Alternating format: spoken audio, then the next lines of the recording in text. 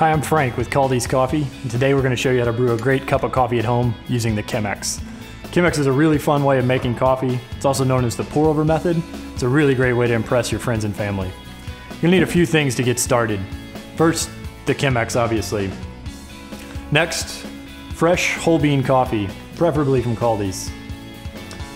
We're also going to use a very special paper filter that we'll get back to here in a second. A scale is a really nice thing to have. Great addition to your home kitchen if you don't have one. You can get them at kaldiscoffee.com or any of our cafes. We're also going to show you how to make them at home without using a scale. Hot water, just off the boil, right around 210. And finally, a grinder. There's a lot of really great home grinders out there. Today we're going to be using the Rocky. All right, let's get going. First things first, the filter. Chemex has a very special paper filter designed just for them.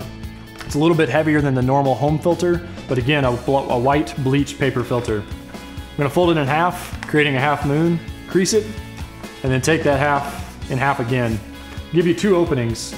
We wanna make sure we use the one with the double edges towards the spout of the Chemex. Next, we're gonna pre-warm and wash the filter. We're gonna get a little bit of hot water. We're gonna just pour that over the filter, giving it a quick rinse, and again, warming our vessel so we're not adding hot coffee to a cold vessel. Let that wait and we'll grind our coffee.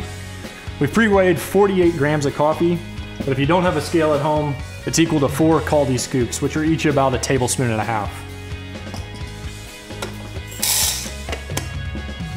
We're gonna go ahead and grind this just before our brew, ensuring freshness.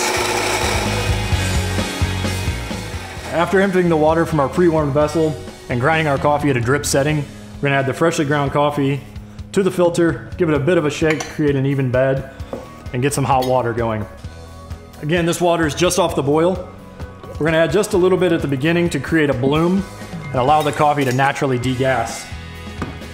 Again, if you don't have a scale, you wanna add just enough water to saturate the entire top of the bed. There's also a great way to check and see if your coffee's fresh. If the coffee doesn't begin to move and bubble a little bit, as this is, you may want to check your source.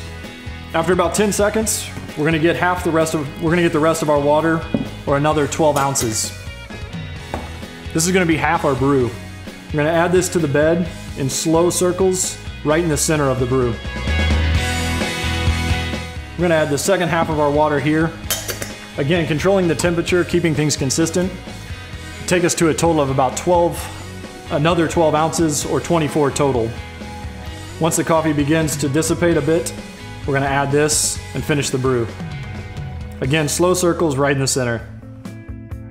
Once we begin to see the flow rate slow down a bit and drip, we're simply going to remove the filter, coffee and all, and there you have it, a really great home brew cup of coffee via the Chemex. Give it a swirl to incorporate all those levels of flavor.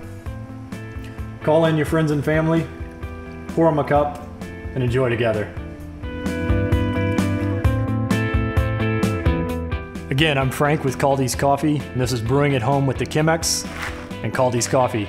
We'll see you next time.